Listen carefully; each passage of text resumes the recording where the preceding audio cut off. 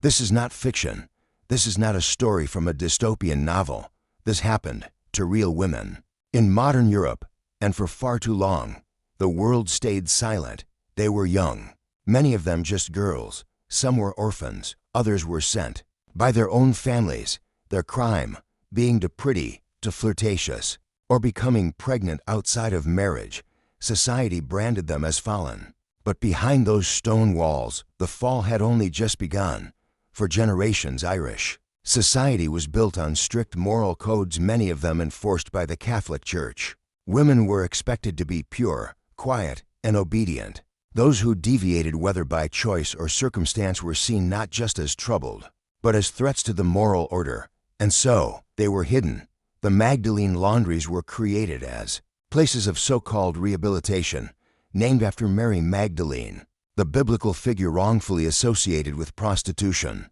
These institutions were meant to cleanse fallen women of their sins. But what they became was something far more sinister. Prisons without trial, labor camps without wages, and homes without love. The first laundry opened in Dublin in 1765.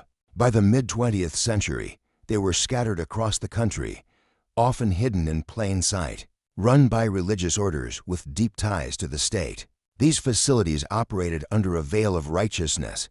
They were supposed to save souls. Instead, they broke them. Inside, the girls were stripped of everything: names, clothing, dignity. They were given numbers, forced into silence, and subjected to grueling labor from dawn to dusk, washing linens for hotels, hospitals, even government buildings. They scrubbed and ironed without rest. The profits enriched the institutions. The girls received nothing. There were no school lessons, no letters home, no visitors. Their pasts were erased, their futures stolen. Many had no idea why they were sent there. Some were victims of abuse, only to be punished further. Others had simply aged out of orphanages or were considered burdens by poor families. A flirtation, a rumor, a pregnancy, real or alleged, was often enough to doom a girl to years, sometimes a lifetime, of incarceration. The psychological toll was immense. Women recall being told they were worthless, sinful, unlovable. The constant message: this is your fault. Your suffering is your penance. And society looked the other way. Neighbors heard the cries behind stone walls. Employers sent their laundry to be cleaned. Priests gave sermons about purity. Families moved on, ashamed to speak of the daughters, sisters, and mothers who had disappeared. But those girls, those women, they remembered everything. Every morning began the same way: the clanging of a bell, the rustle of uniforms, the chill of unheated stone walls. The girls would rise before dawn and begin their tasks in silence. Talking was forbidden, eye contact discouraged. Laughter, joy, and even curiosity were signs of defiance. Discipline was strict and often brutal.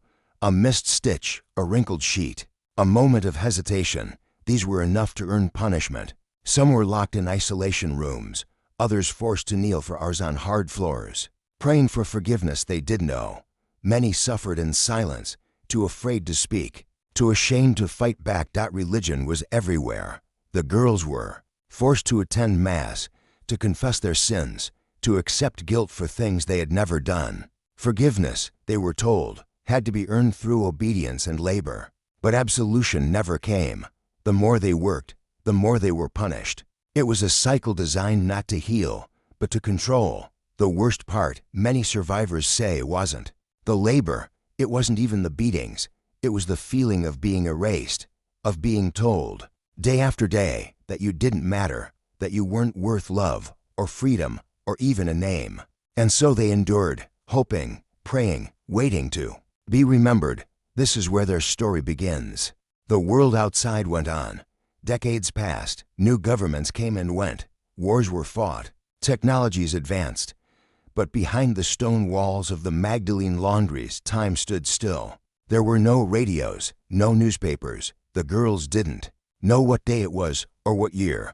They were frozen in a place designed to erase them, not just from society, but from history itself. For many survivors, memory is fragmented. Some remember only the sound of the laundry machines, the rhythm of their scrubbing, the aching of their hands. Others recall whispers shared between bunk beds late at night, or the cold breath of a nun standing silently behind them. What united them all was the silence, the enforced silence, and the silence that followed them after they left. Because leaving didn't mean freedom. For many, it meant shame. Families often refused to take them back. Communities labeled them as dirty, sinful, or broken. With no education, no money, no support, most had nowhere to go. Some were moved directly into church-run mental institutions or homes for the poor. Others simply disappeared into the margins of society that the trauma lingered. Nightmares, flashbacks, a deep distrust of authority, these became lifelong companions. Many women never told their children or spouses where they had been. Some took the secret to their graves. And through it all, the institutions carried on, backed by the moral authority of the church and shielded by a culture of fear and obedience. The Irish government, deeply intertwined with religious leadership, did little to intervene. Records were lost or destroyed. Survivors who tried to speak out were dismissed, disbelieved, or ignored. But silence can only last so long. In the 1990s, as Irish society began to modernize and globalize, cracks began to form in the carefully constructed facade. Journalists started to ask questions. Activists began collecting stories. Survivors, now older women, found the courage to speak. And then, in 1993, something undeniable happened. Workers excavating the grounds of a former laundry in Dublin made a grim discovery. A mass grave, 155 bodies, buried without names, without records, without dignity. Some were found with broken bones, others showed signs of malnutrition. There were no death certificates, no explanations, just silence. The nation was stunned. For a moment, the public could no longer look away. The media erupted. Questions were raised in Parliament. The church tried to distance itself. But the truth had risen. Suddenly, the voices that had been ignored for decades began to echo louder. More survivors came forward, sharing their stories. With journalists, historians, and human rights organizations, each testimony was a piece of a puzzle, a picture of institutional cruelty masked as moral care. Some nuns defended the laundries, claiming the women were troubled and needed help. Others admitted they had seen cruelty but claimed they were powerless to stop it. But for survivors, the truth was plain. They had been imprisoned, abused, and forgotten by the very society that claimed to protect them. And now, the world was finally listening. The revelations of 1993 were only the beginning. As investigations deepened, more mass graves were uncovered, more survivor testimonies were recorded, and more dark truths came to light. The Magdalene laundries were not isolated scandals. They were part of a system that had been protected for decades by church, state, and a society that valued silence over justice. Reports revealed that government officials were aware of the abuses. They had referred women into the laundries, paid for their upkeep, and even used their services. Hospitals, hotels, and even police stations sent their laundry to be washed by unpaid hands. The illusion of separation between church and state began to unravel. Survivors organized. They formed support groups. They launched lawsuits. They wrote books and spoke to the press. For many, it was the first time they had told anyone the truth.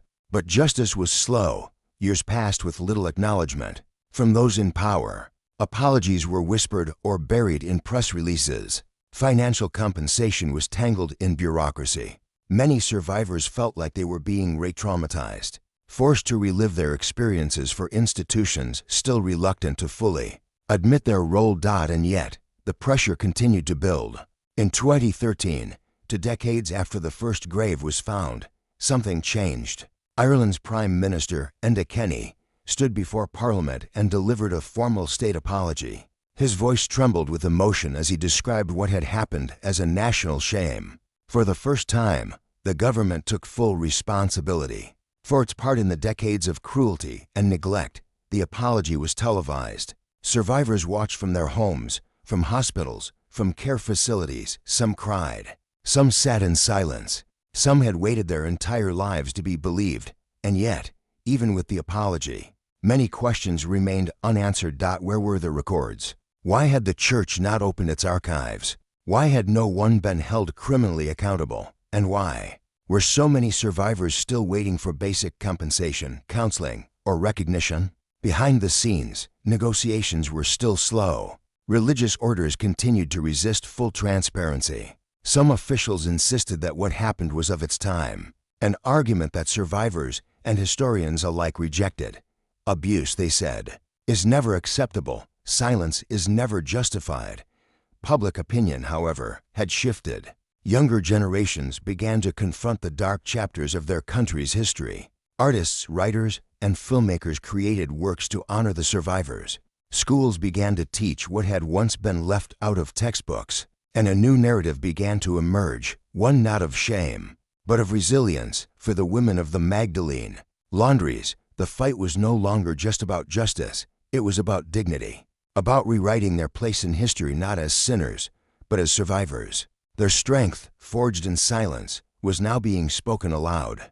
Today, the buildings that once housed Magdalene laundries still stand across Ireland. Some have been demolished, others have been converted into apartments, offices, or schools.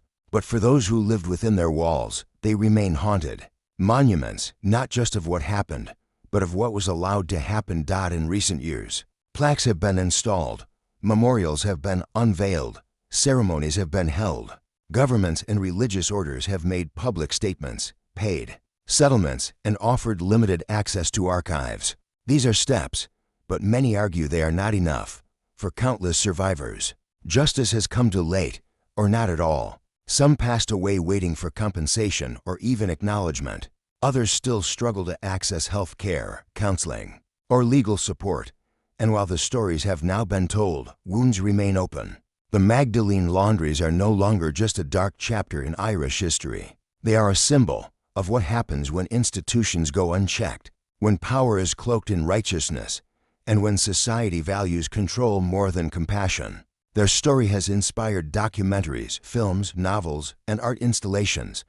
But, most importantly, it has sparked global conversations about institutional abuse in churches, orphanages, schools, and beyond. From Canada's residential schools to the U.S. reformatories and Australia's stolen generations, echoes of the Magdalene laundries can be found around the world. What unites all these histories is silence and the courage it takes to break it. Today, many survivors have found their voices. They speak not just for themselves, but for those who never could. They speak in memory of lost sisters, lost childhoods, and lost futures. They speak to remind us that justice is not a destination, it's a responsibility, and that remembering is not enough.